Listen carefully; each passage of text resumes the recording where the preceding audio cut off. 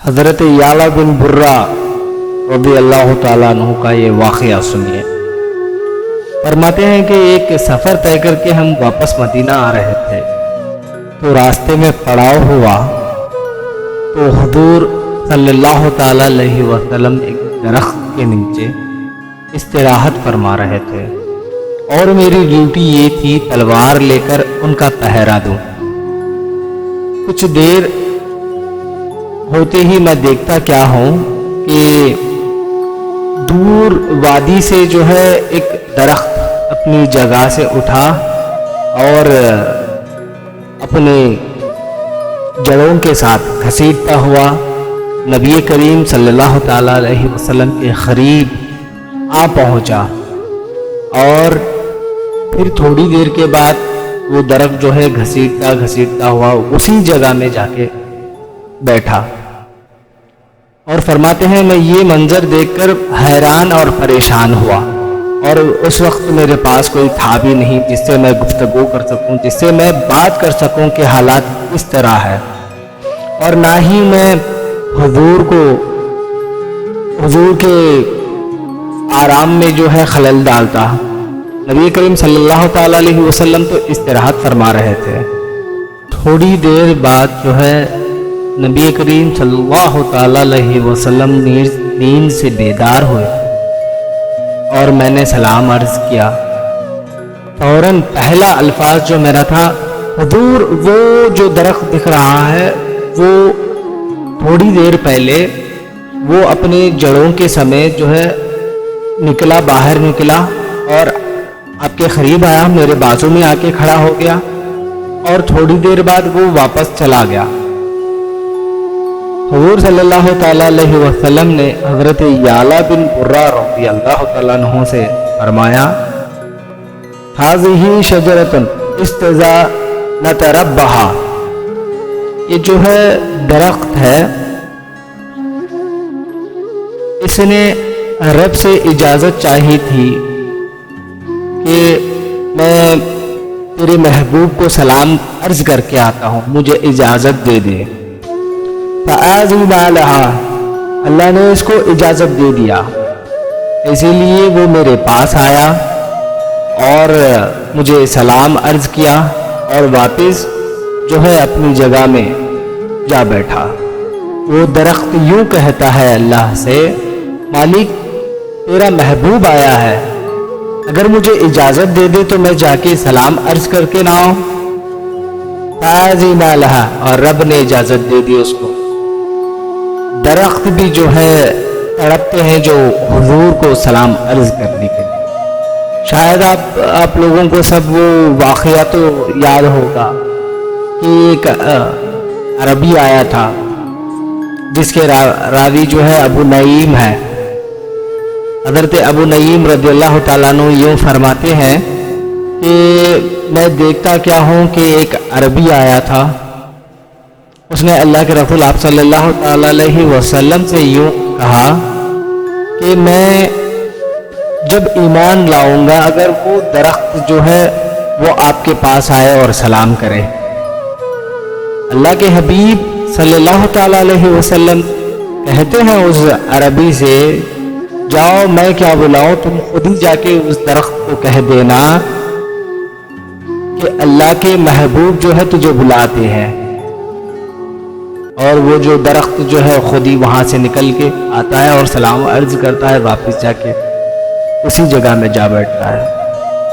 درخت جو ہے اپنے آپ کو گھسیٹتا ہوا حضور کی خدمت میں حاضر ہو جاتا ہے۔ درخت مانتے ہیں، چاند کا کلیجہ جو ہے وہ شک ہو رہا ہے، پتھر کلمے بول رہے ہیں، دنیا کا وہ ہر ذرہ ذرہ جو ہے درخت ہو، پہاڑ ہو، زمین ہو، حضور کی محبت جو ہے وہ اظہار کر رہے ہیں۔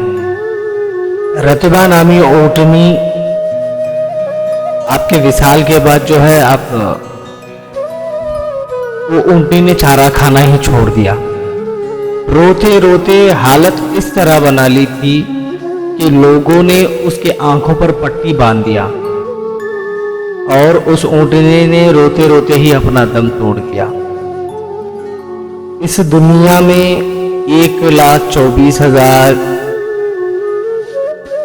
یا پھر کچھ روایتوں میں 1,70,000 جتنے بھی انبیاء گزرے ہیں اس دنیا سے، تو ہمارے پاس جو ہے کسی نبی کی سیرت ہمارے پاس موجود نہیں ہے۔